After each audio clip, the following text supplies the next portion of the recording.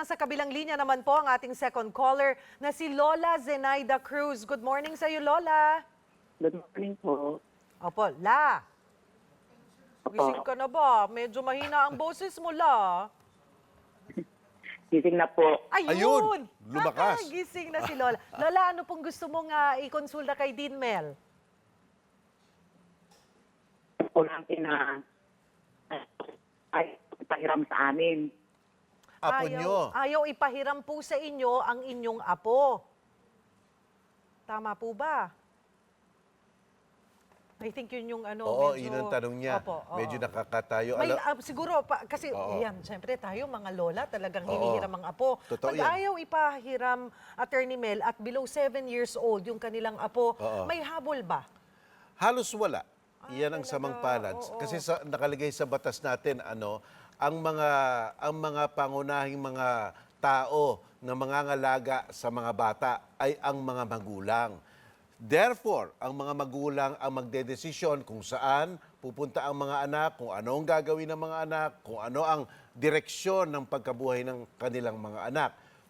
Si Lola, naiintindihan ko si Lola, talagang siguro sabik na sabik siya sa kanyang mga apo. Pero siguro ang approach na lang, Lola, talagang kausaping mabuti, hindi pa away, na gusto lang makita ang mga apo. Ngayon, kung ayaw naman ni nanay, pahintulutan kayo sana na dalaw-dalawin nyo yan ayon sa kondisyon ni nanay. Diyan muna umpisahan po para makapag-start ng visitation rights. Pero kasi, basta't po nangangamba po si nanay, ano man ang rason doon, halimbawa po ay nangangamba siyang, baka hindi na ibalik sa akin to baka nga ito ang tatay nung magulang ng tatay nito na hindi naman kami nagkakasundo. May pangamba po si nanay, talagang ang masusunod po kasi ang tinatawag na mother instinct ni nanay.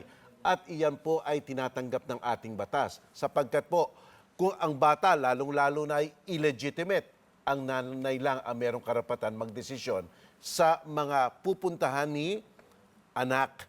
Kaya iyan po ang ating sitwasyon ngayon. Kaya ang aking payo sa inyo, kausapin ng malambot. O kung maghain po ng kondisyon si nanay, sundin muna hanggat mapalapit ang loob ni nanay sa inyo at mapalapit rin ang loob ng mga apo nyo sa inyo. Ayan po, yan po ang ating payo sa inyo ngayon. Okay, Alright. Lola.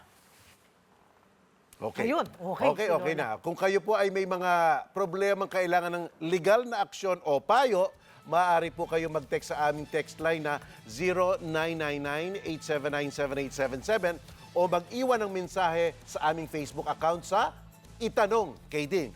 Susubukan po nating sagutin ang lahat ng mga problema niyong legal. Be sure to come back. Use 5 everywhere. Copyright 2016.